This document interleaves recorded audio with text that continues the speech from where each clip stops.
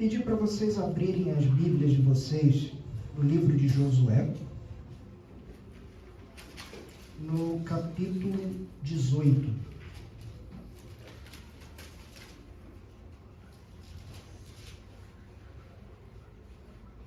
Josué, capítulo 18. A gente vai ler do versículo 1 ao 3. Só esses 3 primeiros versículos para a nossa exposição de hoje.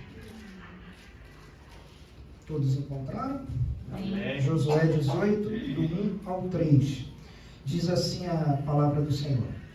Toda a congregação dos filhos de Israel se reuniu em Siló, e ali armaram a tenda do encontro. E a terra estava sujeita diante deles. 7 tribos dos filhos de Israel ainda não tinham recebido a sua herança.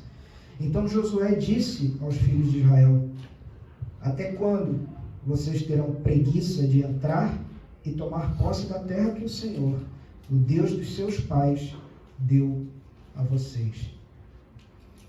Vamos orar? Senhor Deus, nós estamos diante da Tua palavra. Nós suplicamos, Senhor, a presença e a orientação do Teu Santo Espírito, para que possamos entender a Tua palavra, para que o Senhor aplique a palavra aos nossos corações. O Senhor conhece os nossos corações e sabe daquilo que cada um de nós precisa. Então nós suplicamos ao Senhor que esse entendimento seja dado, essa aplicação seja dada pelo Teu Espírito Santo, para que possamos viver e como nós cantamos ontem, como cantamos agora, que o Senhor nos dê um coração disposto a obedecer e seguir a Tua palavra. Essa é a oração que nós fazemos, em nome do Senhor Jesus Cristo. Amém. Amém. Amém. A Estela leu para a gente agora o texto de 1 Samuel, que é um texto onde mostra a desobediência de Saul e a consequência da desobediência. E eu dei como título a essa nossa exposição de hoje, o preço da desobediência. Essa vai ser a nossa última exposição no livro de Josué. E por conta disso eu queria dar uma explicação a vocês, porque a nossa última exposição foi no capítulo 10. Então, por conta disso, eu queria dar a vocês uma visão geral até o capítulo 24, que é onde termina Josué, para que vocês entendam realmente tudo que está acontecendo.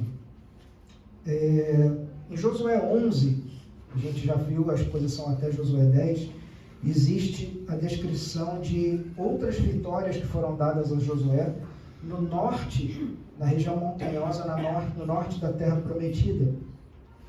Em Josué 12 vem uma lista de todos os reis que foram vencidos por Moisés e todos os reis que haviam sido vencidos por Josué.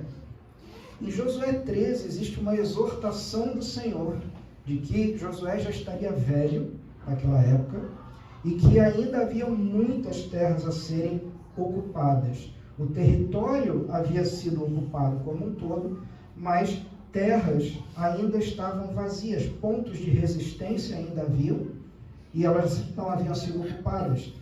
E o próprio Senhor garante a Josué que ele mesmo expulsaria os cananeus daquela terra e daria aquela terra às tribos. E depois ele faz, no finalzinho do capítulo 13, ele exorta, ele manda que Josué faça toda a distribuição da terra. E dos capítulos 14 até o 21, existe a descrição de que cada terra foi distribuída a cada tribo. Então isso vai sendo detalhado no capítulo 14, 15, 16 até o 21.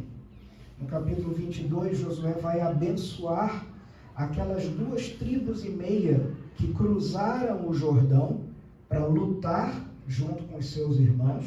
Ou seja, ali é meio que declarado o fim de toda aquela empreitada, e aquelas 2,5 tribos retornam ao outro lado do Jordão, aonde eles já tinham deixado os rebanhos, as famílias, as mulheres, as crianças, mais ou menos 8 anos haviam se passado. E aquelas 2,5 tribos, que é a tribo de Ruben, de Gade e a meia tribo de Manassés, ela é abençoada, eles são abençoados e são despedidos para que retornem à sua casa. No capítulo 23, existe uma exortação de Josué a todo o povo para que eles obedeçam à lei do Senhor. E 24, finalmente, é a descrição de que Josué se despede e ele morre. E ali acaba o capítulo, o livro de Josué, e vai começar a partir dali o livro dos Juízes. Nós lemos esses versos do 1 ao 3 do capítulo 18. E eles vão fazer uma referência exatamente nessa época, mais ou menos 8 anos depois da conquista que a terra tinha sofrido. Ou seja, eles entraram, conquistaram, passou-se 8 anos, ainda havia uma série de focos de resistência, mas a terra já havia sido totalmente conquistada. No iniciozinho do verso 1, a gente lê que a terra estava sujeita aos israelitas. Ou seja, eles já eram a força dominante naquele local, eles controlavam a comunicação, as estradas, o comércio, as fronteiras, e eram a força militar mais forte naquela região. Existiam algumas pequenas partes, alguns focos de resistência, e esse agora era o trabalho que cada uma das tribos haveria de fazer. Então existia um esforço conjunto das 12 tribos em conquistar o território, e uma vez que ali no capítulo 13, Deus exorta Josué a dividir a terra, é dada a terra a cada um, cabe agora a cada tribo que continue a guerra e tomem cada uma daquelas partes que foi designada para eles.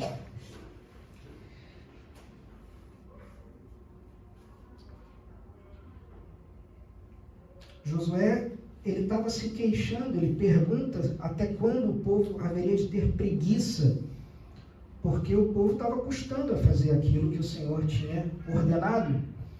A guerra deveria ser continuada, aqueles bolsões de resistência precisavam ser tomados e ocupados. Ele lembra aos israelitas que aquele povo precisava ser completamente extinto da face da terra, para que obedecessem ao que o Senhor havia falado. Se a gente lembrar do texto que agora a Estela acabou de ler para a gente, onde é dito a Saul que todos fossem eliminados, crianças de colo, bebês, mulheres, bois, tudo era para ser eliminado. E Saul desobedece, Saul traz o rei vivo. Um pouquinho mais na frente, no capítulo 15, a gente pulou do 23 para o 35, vocês vão ver que Samuel, amando do Senhor, manda que tragam um rei, e Samuel vai tirar uma espada de um soldado e ele mesmo vai matar o rei na frente de todos. Porque Saul não matou o rei, trouxe o rei vivo. Saul não matou aquele rebanho, ele trouxe o melhor. O texto fala para a gente, o melhor daquele despojo foi trazido. A ordem do Senhor é: não tragam nada, matem. Havia um motivo para o Senhor dar aquela ordem a Saul, e ele desobedece. Ainda tenta justificar, ainda tenta dizer: não, veja bem, eu trouxe, mas é para pegar esse gado e essas ovelhas e oferecerem em sacrifício ao teu Deus. E aí vem aquela frase que muitos de nós conhecemos, a gente às vezes não sabe o contexto, mas a gente conhece: eu não quero sacrifício, eu quero obediência. A mesma coisa aconteceu com o povo quando o Senhor diz: todos os cananeus devem ser eliminados. Mas isso não acontece. Se você for lendo a partir do capítulo 14, onde tem a divisão, no capítulo 15, 63, vai dizer que os filhos de Judá, porém, não puderam expulsar os jebuseus que viviam em Jerusalém. Assim, os jebuseus ficaram vivendo com os filhos de Judá em Jerusalém. Capítulo 16, 10 vai dizer a respeito da tribo de Efraim: os efraimitas não expulsaram os cananeus que habitavam em Gezer, mas os cananeus ficaram vivendo no meio deles até o dia de hoje e tornaram-se escravos sujeitos ao trabalho forçado. Capítulo 17, versos 12 e 13. Contudo, os filhos de Manassés não puderam expulsar os habitantes daquelas cidades, porque os cananeus persistiram em habitar naquela terra. Mas quando os israelitas se tornaram fortes, sujeitaram os cananeus a trabalhos forçados, mas não os expulsaram de todo. E a lista vai continuar no início do livro de Juízes, a respeito da tribo de Benjamim e de diversas outras tribos. O que aconteceu nessa história?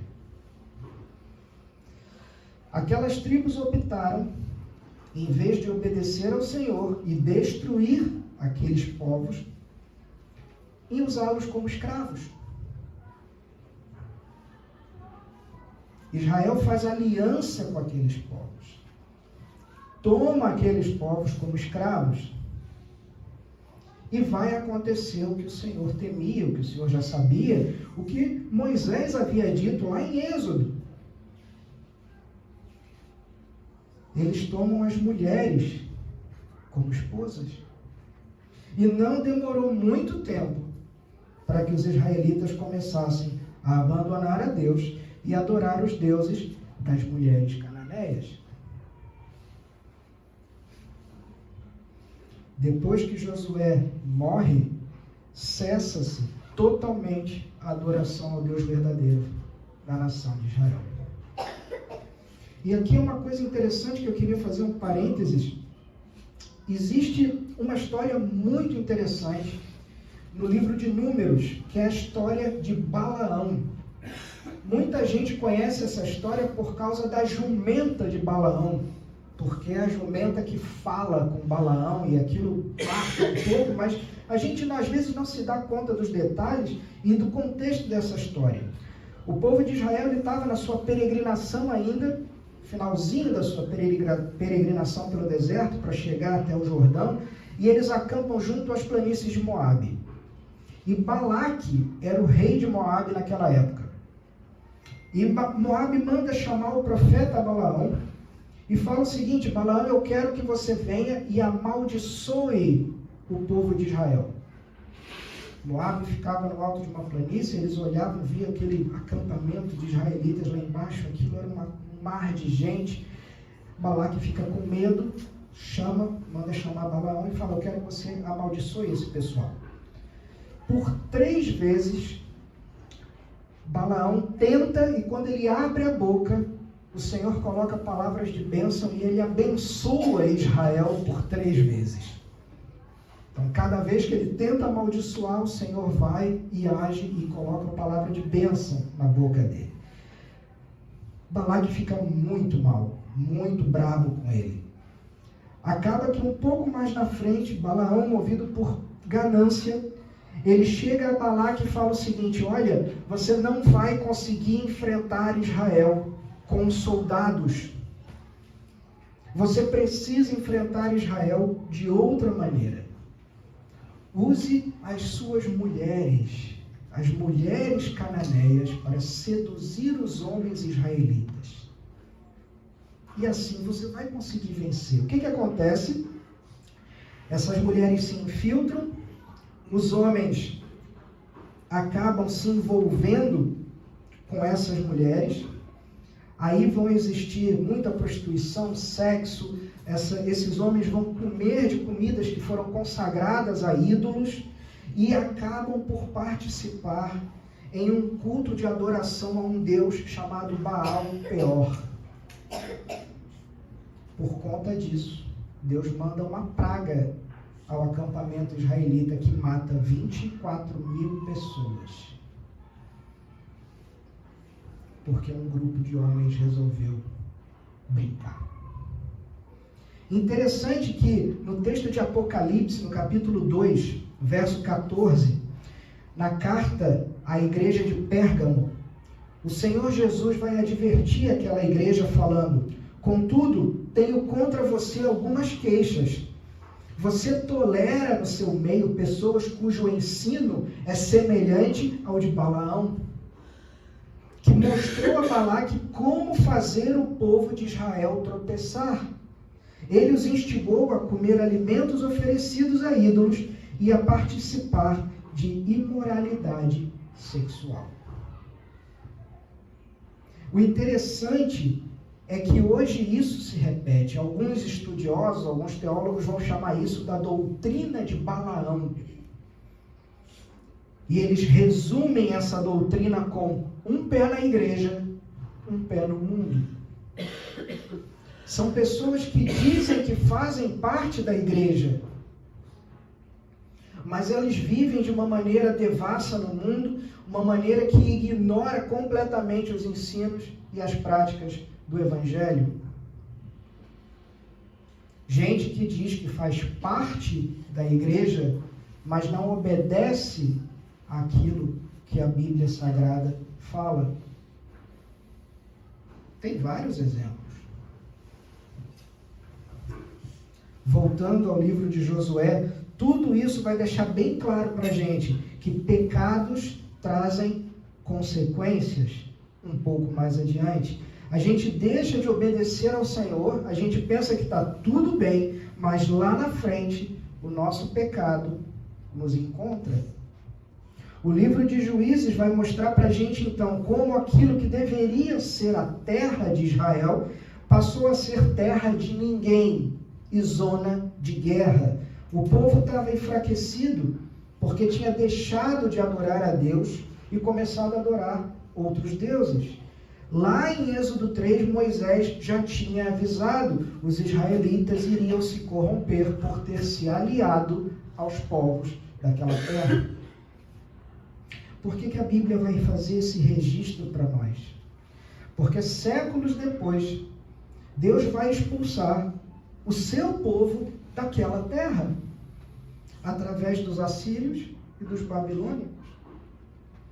Eles vão expulsar os israelitas daquela terra que Josué tinha conquistado com tanto esforço. E por que Deus os expulsa da sua própria terra? Porque séculos antes eles deixam de fazer a vontade de Deus e aquilo vai crescendo, crescendo, se fortalecendo, até que chega no momento em que Deus decide puni-los, porque tinham literalmente abandonado a Deus e se tornado idólatras. No finalzinho do livro de Samuel, existe o pedido da nação por um rei.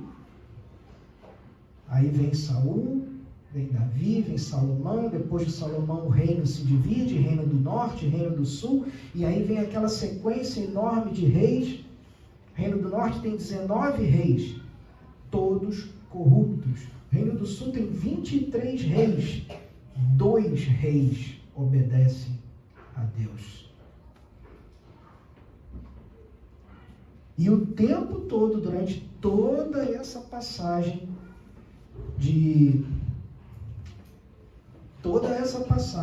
dos reis, a gente vai observar ao mesmo tempo os profetas sendo levantados pelo Senhor, e os profetas o tempo inteiro dizendo: arrependam-se, vocês estão errados, vocês estão envolvidos em idolatria, o Senhor vai castigá-los, até que finalmente o Senhor os castiga. Primeiro o reino do norte com a Síria, depois o reino do sul com a Babilônia.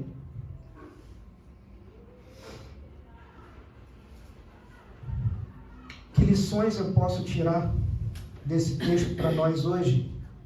Eu queria tirar 4 lições para que a gente pensasse a respeito disso. Primeira lição: o coração humano é profundamente corrupto.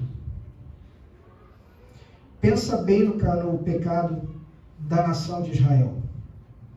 A gente está falando de um povo que eu não vou nem citar a parte de Moisés, e eu não vou nem citar a parte da travessia do mar, porque toda aquela geração morre no deserto. Eu vou citar já a parte do povo que pegou desde ali de Deuteronômio e entrou na terra prometida. A gente está falando de um povo que atravessou o Rio Jordão a pé enxuto, um povo que viu as muralhas de Jericó ruírem ao som de uma trombeta. A gente viu um povo que contemplou Deus fazer cair pedras do tamanho de ovos de avestruz sobre os amorreus numa batalha em que essa batalha parecia totalmente perdida. A gente viu um povo que assistiu o sol e a lua pararem por um dia em resposta à oração de Josué. Ou seja, aquele grupo, aquele povo, ele viu a glória e o poder de Deus de uma forma que nós nunca vamos ver nesse mundo.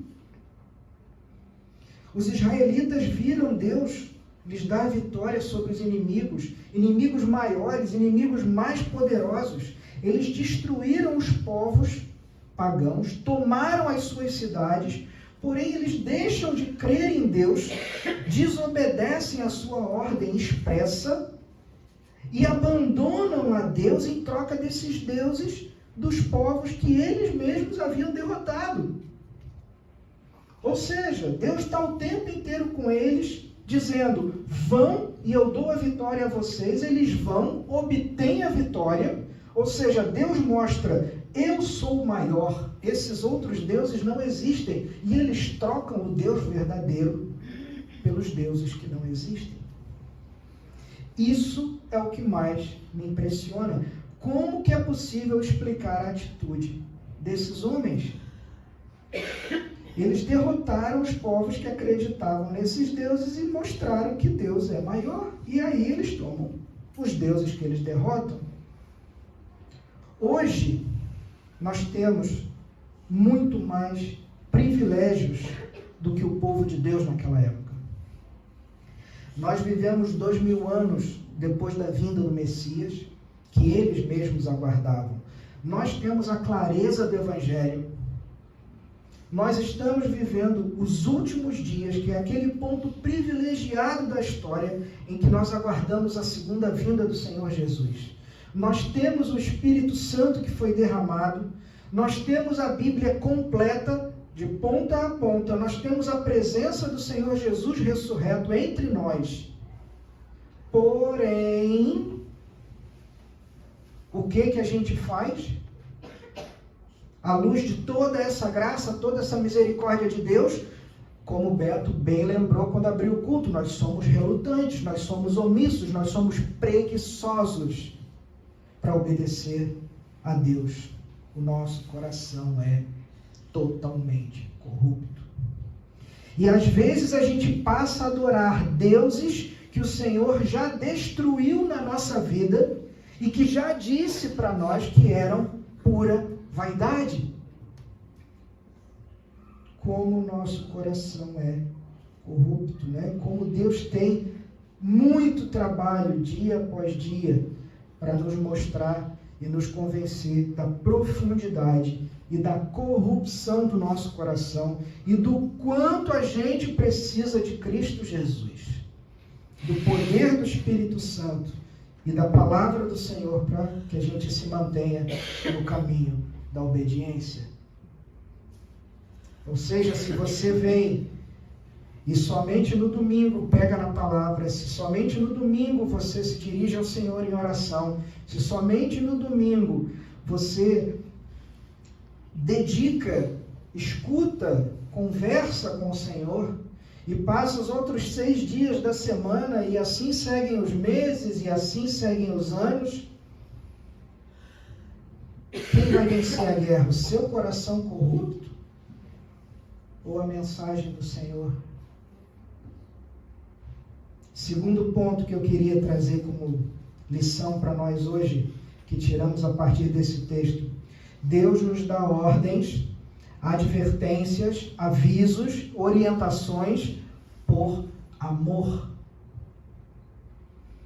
As pessoas elas reagem de maneira muito negativa diante das regras, das ordens, das exigências de Deus através da Bíblia Sagrada, achando que as suas leis são muito duras, muito severas, mas a questão é que quando ele coloca uma cerca, ele não quer limitar a nossa liberdade. Se você pular a cerca, você cai num abismo do outro lado. A cerca está ali para a sua proteção. A cerca está ali porque o Senhor ama você. Você não vê o abismo que está do outro lado. Mas quando você pula a cerca e você cai nele, você, se eu tivesse obedecido. Por exemplo, nós temos mandamentos e exigências na área do casamento, que são considerados por muitos algo muito duro, principalmente no que diz respeito ao divórcio, porque Deus diz que só pode haver um segundo casamento se o primeiro for dissolvido por adultério ou abandono. E alguns vão dizer, poxa, mas isso é muito duro. Eu quero ser feliz, eu tenho esse direito, eu sou um homem, uma mulher muito novo, muito nova, eu sou bonito, eu sou bonita. Eu tenho direito a ser feliz.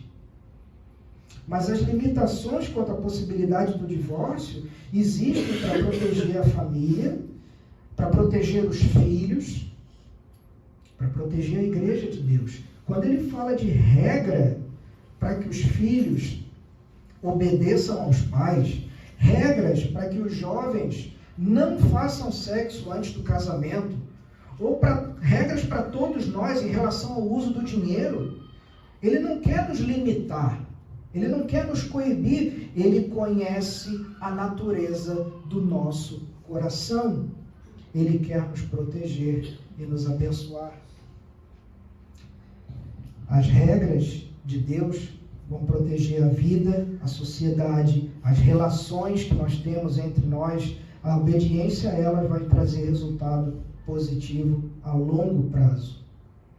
Foi por amor que Deus nos deu leis e ordens para nos proteger e nos preservar das consequências terríveis. E não foi por outro motivo que ele mandou exterminar aqueles povos. Pode parecer algo muito duro para você, mas o alvo era proteger o seu povo. Por isso ele disse não às alianças. Da mesma forma, no Evangelho, Deus vai nos dar orientações porque Ele conhece a nós e nos ama. Ele diz, por exemplo, honra teu pai e a tua mãe. Isso é para o nosso bem, para nos ensinar respeito às autoridades e respeito à família. Não furtarás, não matarás, não adulterarás, não cobiçarás coisa nenhuma do teu próximo, também são para o nosso bem. Esses mandamentos vão nos ensinar a proteger a propriedade, a vida, o casamento, os bens do meu próximo.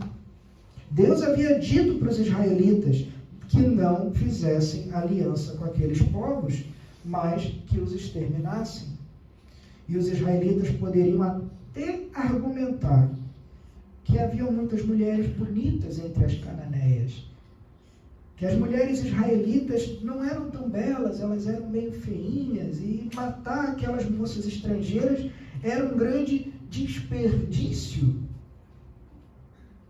Mas havia uma razão para aquilo. Toda orientação, todo aviso, toda advertência que Deus nos dá são para o nosso bem.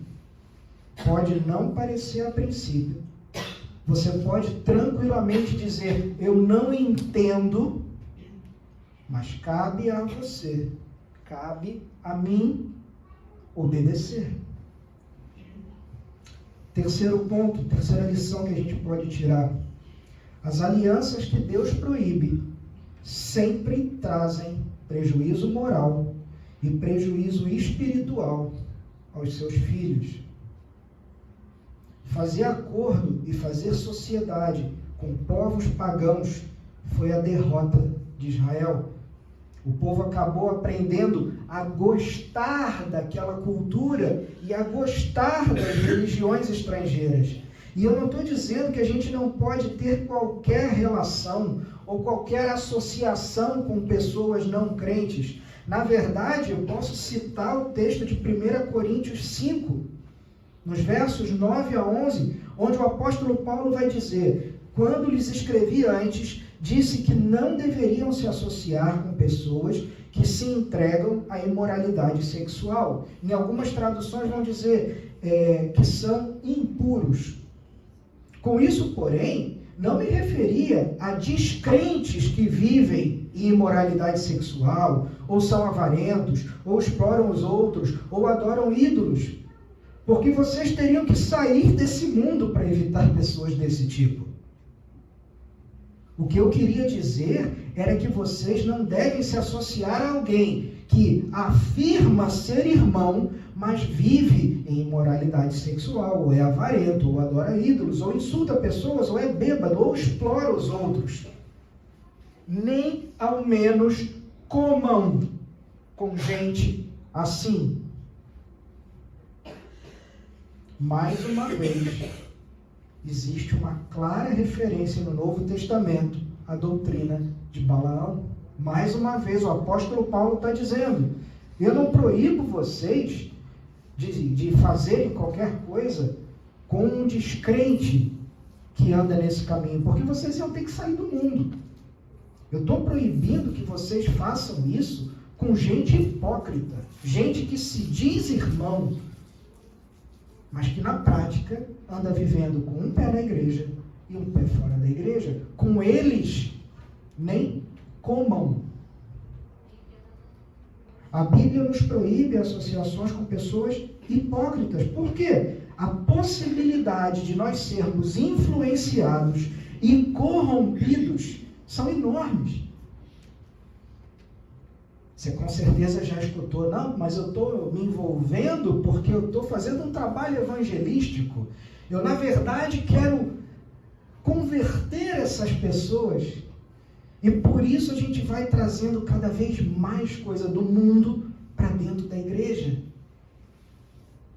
Meu querido, minha querida, a igreja não precisa disso. A igreja precisa ser levada a eles. A luz que sai de nós tem que ser levada até eles. A gente não precisa trazer escuridão aqui para dentro. Em quase todas as associações que a igreja fez com o mundo, ela acabou corrompida.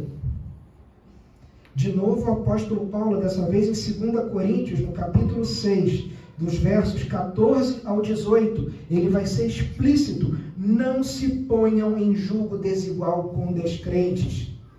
Como pode a justiça ser parceira da maldade? Como pode a luz conviver com as trevas? Que harmonia pode haver entre Cristo e o diabo? Como alguém que crê pode se ligar a alguém que não crê? E que união pode haver entre o templo de Deus e os ídolos? Pois somos o templo do Deus vivo, como ele próprio disse: habitarei e andarei no meio deles, serei o seu Deus, e eles serão o meu povo. Portanto, afastem-se e separem-se deles, diz o Senhor. Não toquem em coisas impuras, e eu os receberei. E eu serei seu pai, e vocês serão meus filhos e minhas filhas, diz o Senhor Todo-Poderoso. Como pode alguém que crê se ligar a quem não crê? Por isso a Bíblia não recomenda associação com falsos mestres, com hipócritas, não recomenda o casamento de crentes com não crentes, que a gente vai chamar de julgo desigual. Em 1 Coríntios, no capítulo 15, 33, Paulo de novo vai dizer: não se enganem, as más companhias corrompem os bons costumes. Antigamente a gente podia dizer, vovó falava isso: diga-me com quem andas e te direi quem és. Mas se não servir a sabedoria da vovó, você pode usar a sabedoria de 1 Coríntios 15. As más companhias corrompem os bons costumes. Ou seja, me diga com quem você anda, e eu vou te dizer quem você é. Eu venho insistindo nisso desde janeiro. árvore boa dá fruto bom. A palavra de Deus vai advertir os cristãos: fujam de qualquer coisa que dê ocasião à tentação ou que dê ocasião ao pecado. Foi isso que ele disse ao povo de Israel. E é isso que ele continua a nos dizer hoje. Nós precisamos ter cuidado com as nossas associações, com quem nós andamos, com quem nós nos casamos, com quem nós fazemos negócio, com quem nós namoramos.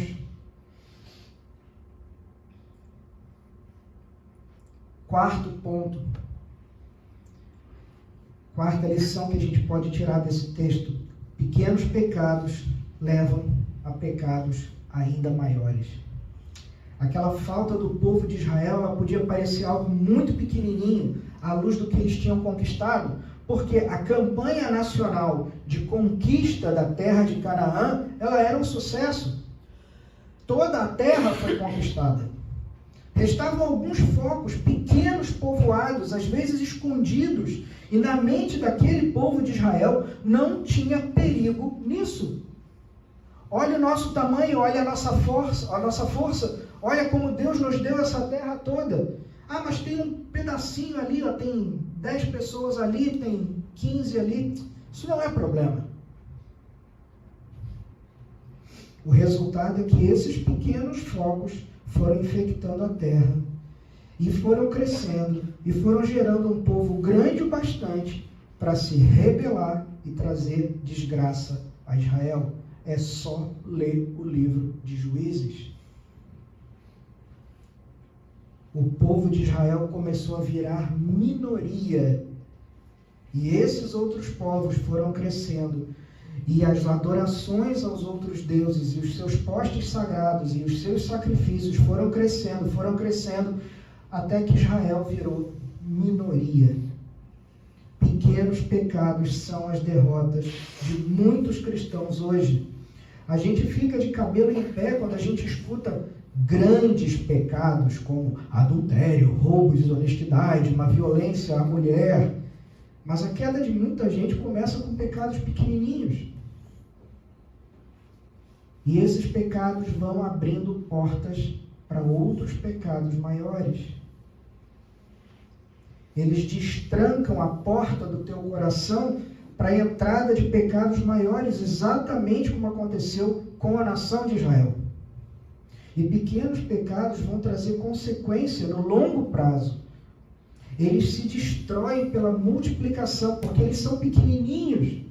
E nós vamos cometendo-os com mais frequência.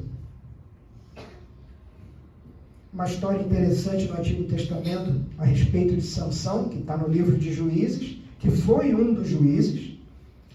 E Sansão precisava destruir uma grande plantação dos filisteus.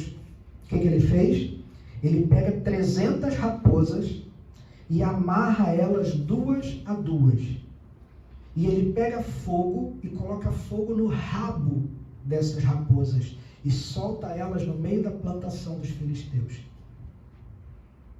Uma raposa só não ia fazer mal nenhum, mas 300 raposas amarradas 2 a 2 com fogo, literalmente fogo, nos seus rabinhos, destroem a plantação filisteia. Da mesma forma, o problema do pequeno pecado é que ele nunca vem sozinho.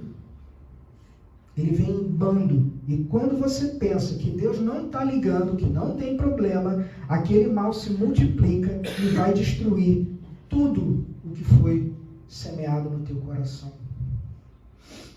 Eu quero concluir essa palavra com 3 palavras. Uma primeira palavra para aqueles que estão demorando em obedecer ao Senhor.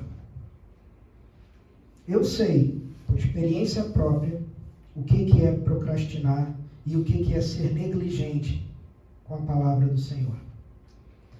Se você já sabe qual é a vontade de Deus, mas está deixando o tempo passar, e quanto mais você demora, mais a dificuldade vai crescendo.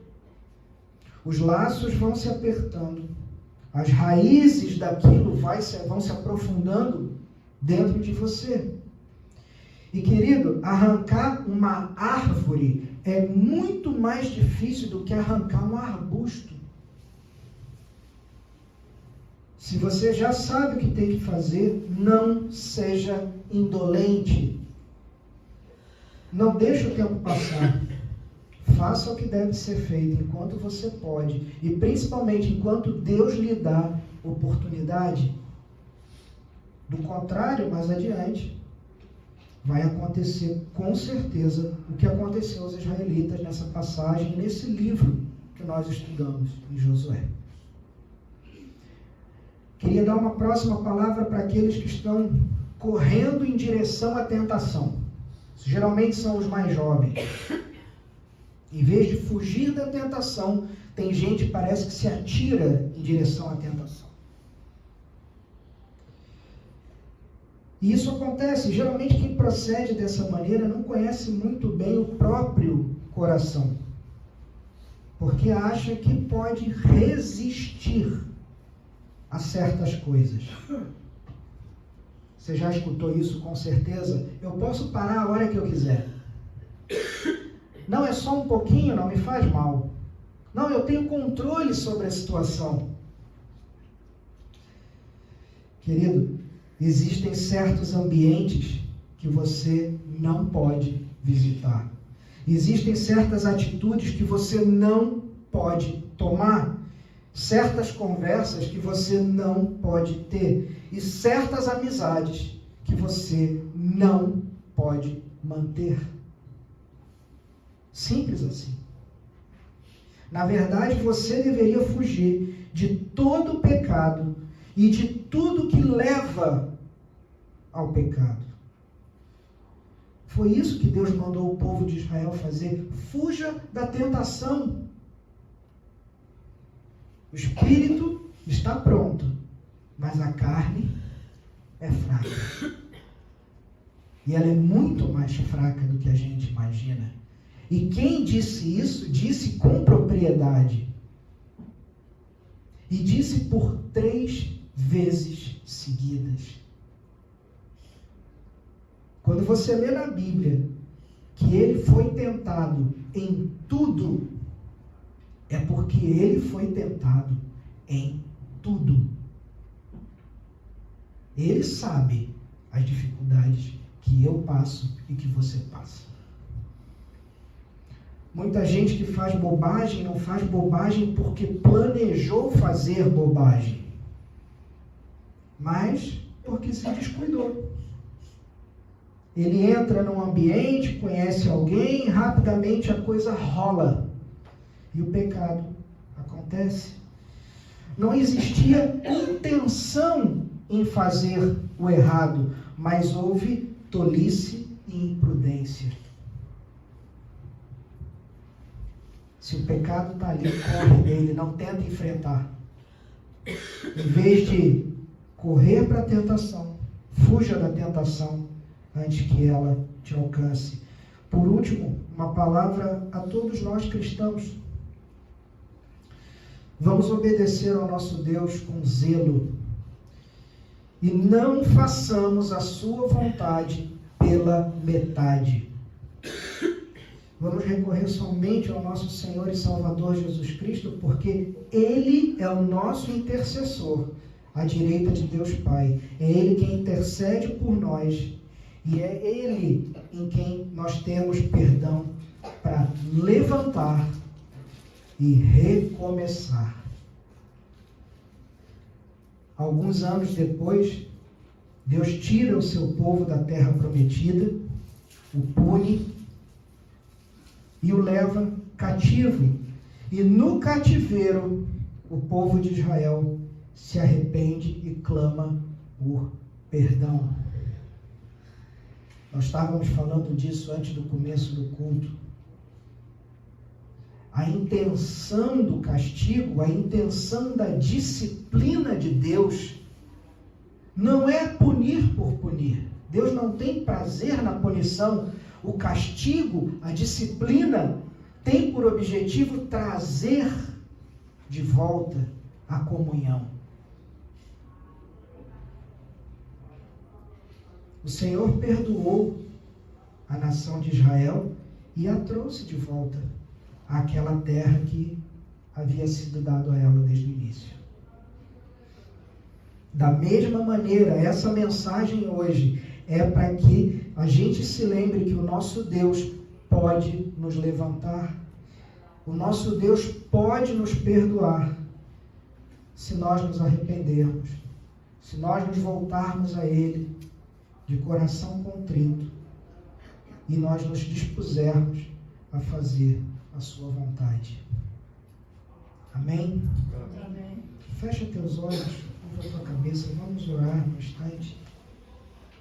Senhor Deus, nós te agradecemos, Pai, pela tua palavra bendita e inspirada. Nós te agradecemos, Senhor, porque o Senhor nos tem guiado, o Senhor nos tem conduzido através do caminho certo. E nós pedimos ao teu Santo Espírito que nos dê um coração realmente disposto a obedecer a tua palavra, um coração disposto a obedecer aos teus mandamentos, que nós sejamos sempre guiados a fugir da tentação, Pai. Nós clamamos a Ti, Senhor, pedimos perdão, Pai, pelas vezes em que fomos desplicentes, pelas vezes em que agimos de maneira errada, obedecemos pela metade, brincamos com a tentação. Pedimos que o Senhor nos traga ao caminho correto, Pai. Reconhecemos a tua santa disciplina e pedimos que o Senhor continue nos mantendo no caminho correto, caminho estreito, em direção à porta estreita, Pai. Pedimos que o Senhor nos despeça debaixo da tua presença santa, que o Senhor nos leve de volta às nossas casas, abençoe o nosso domingo, abençoe os pais, Pai, nesse dia, que nós sejamos, assim como o Senhor é o modelo do Pai perfeito, que nós possamos aprender com o Senhor como ser pai, como ser marido, como ser um bom líder da nossa família, que possamos cuidar dos nossos da mesma maneira que o Senhor Jesus tem cuidado da sua igreja, Pai. Essa é a nossa oração e nós a fazemos no nome do Senhor Cristo Jesus. Amém. Amém. Amém.